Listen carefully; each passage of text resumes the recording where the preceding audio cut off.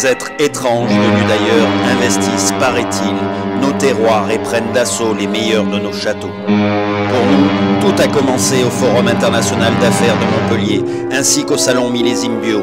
Oui, tout a commencé par ces multiples rencontres que nous ne cessions de faire avec des hommes, mais aussi des femmes, de formes humaines mais pourtant si différents des canons habituels de ceux qui aiment à déguster les meilleurs de nos vins. Alors, Isabelle Fauré les a vus, elle les a approchés, ces nouveaux disciples de Bacchus venus de l'Empire du Milieu. Devons-nous les craindre ou les espérer? En tout cas, c'est avec l'aimable complicité de deux experts en la matière que de ces nouveaux consommateurs, elle a pu tirer le portrait. Chinois, bien sûr. J'aimerais connaître aujourd'hui quelle est l'approche que les Chinois ont du vin français. Le vin français, pour un Chinois, déjà, c'est une identification sociale, une identité sociale, c'est-à-dire ça prouve la situation sociale de cette personne qui boit du vin.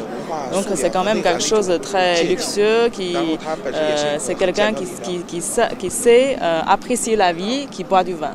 Le vin, à savoir en Chine, il a toujours été existé. Hein, voilà. Ce n'est pas un nouveau produit comme on peut soupçonner en disant c'est un nouveau produit parce que la Chine s'ouvre, pas du tout. Mais il est vrai que depuis quelques années, le marché chinois a fait tellement de progression que le monde entier regarde qu'est-ce que les Chinois boivent, qu'est-ce qu'ils achètent, qu'est-ce qu'ils aiment, voilà, etc. Plusieurs raisons. La première, c'est que la Chine se développe, elle est devenue plus riche comme pays. Deuxièmement, c'est que le gouvernement a baissé considérablement les taxes d'importation. Très bien. Donc l'accès est beaucoup plus facile. Et troisièmement, le vin est réputé bénéfique pour la santé. Oui. Et les Chinois adorent tout ce qui est notion santé, bien-être, voilà. Les polyphénols. Voilà. Et un dernier, c'est que le vin français, par rapport au vin américain ou au chilien, le vin français représente le romantisme. Voilà. Comme on sait que les Françaises, elles sont sophistiquées, comme quand on cherche des parfums dans le vin, ou comme si on cherche des parfums dans les vrais parfums des grandes marques, vous voyez, on fait des liens. Et le vin rouge a pris de telle ampleur parce que pour nous, le rouge, c'est du porte-bonheur. Voilà. Donc, c'est la couleur fétiche, non pas des communistes, mais bien des Chinois, bien avant l'existence des communistes. C'est ça qu'il faut mettre dans la tête. Voilà. En partant de là, vous voyez, tous ces éléments fait que ce mode de vie à la française ou à l'occidentale font rêver. C'est beaucoup plus chic de tenir un verre de vin à la main que englouti l'alcool à 53 degrés.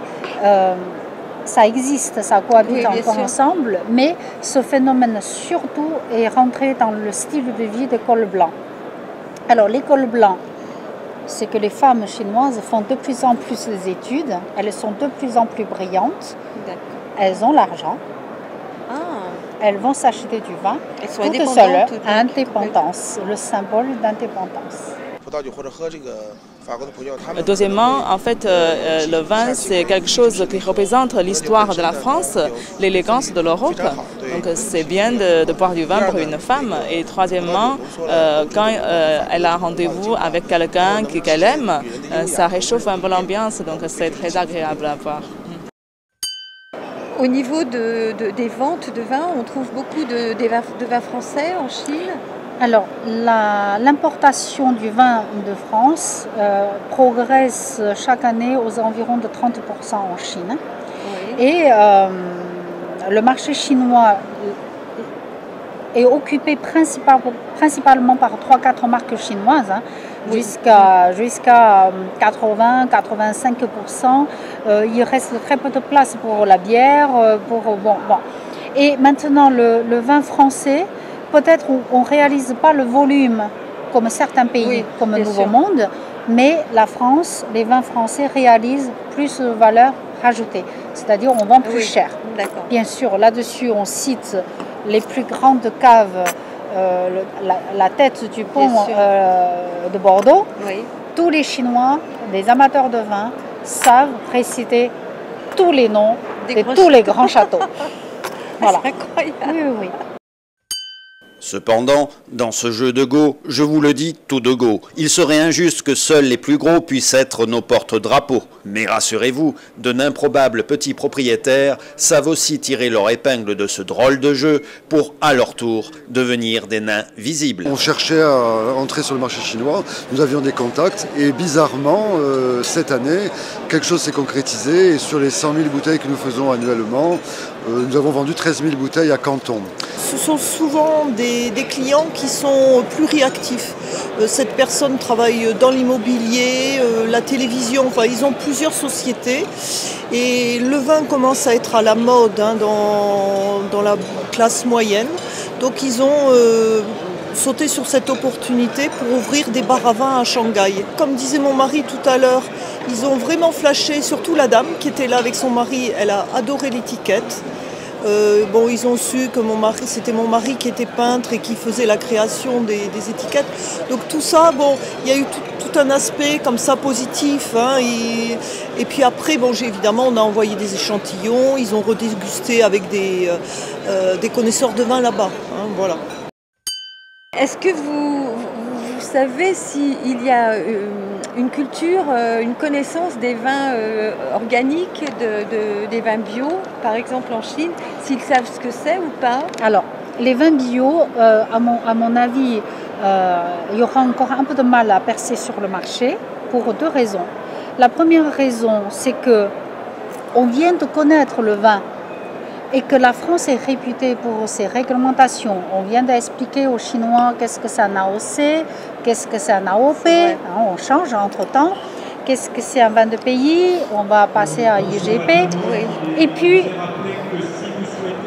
vous dites tout d'un coup, on a une nouvelle notion bio, liée à la protection de l'environnement, etc. Les Chinois prennent conscience de tout ça.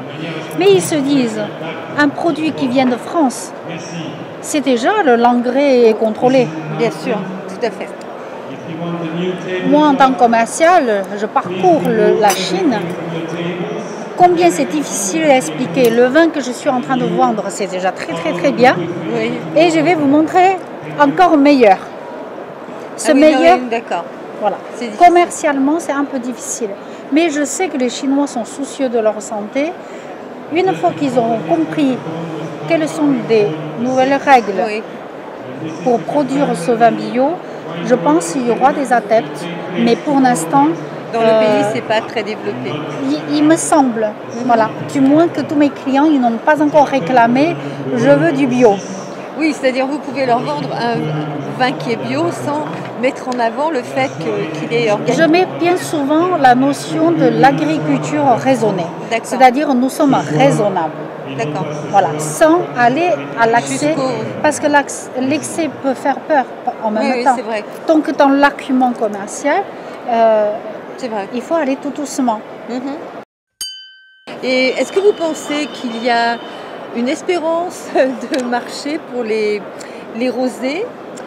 Est-ce que ça peut séduire une femme? Alors personnellement, j'adore le rosé parce que je vis ici à Montpellier, il fait chaud, l'été, un verre de rosé me convient mieux. Maintenant, pour les Chinois, cette couleur, surtout ce rosé est très, très, très moderne, cette couleur, donc un peu saumon. Et c'est même pas le rosé classique, je dirais. Oui, voilà, c'est pétales de rose. Pétales de rose ou de vieux rose. Oui.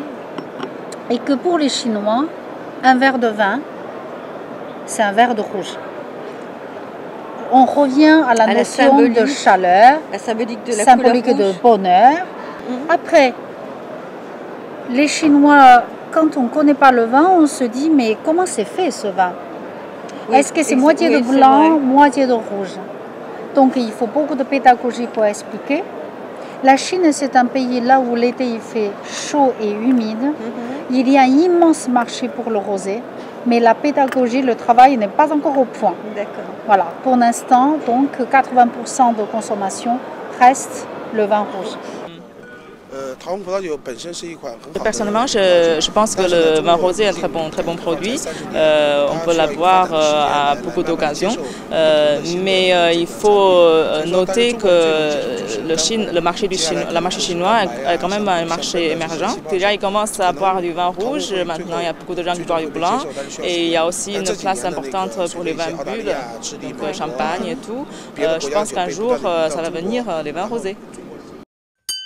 Le vin français, on peut l'acheter où en Chine à l'heure actuelle? Ils achètent plutôt dans la grande surface, Carrefour, métro, etc. Sinon, ils consomment ou ils achètent chez les cavistes. Il y a beaucoup de cavistes qui fournissent une place pour boire tout ça. Et il y a beaucoup de Chinois qui consomment du vin dans le restaurant aussi. Et maintenant, il y a une nouvelle mode de consommation, c'est on achète du vin sur Internet. C'est très récent, mais ça marche très bien.